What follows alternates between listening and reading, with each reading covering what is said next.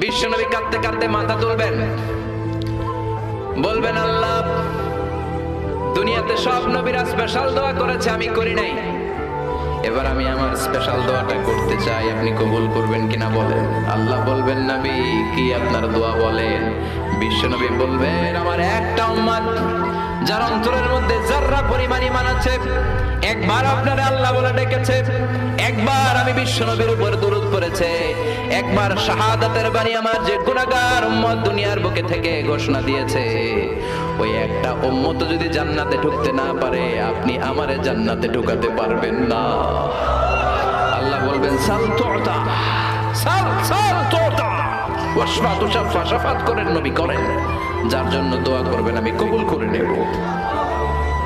দুনিয়াতে বিশ্বনবী কম কষ্ট সহ্য করে নাই। 3 বছর শিয়াবে আবি তালেবে জেল খেটেছে। কয় বছর?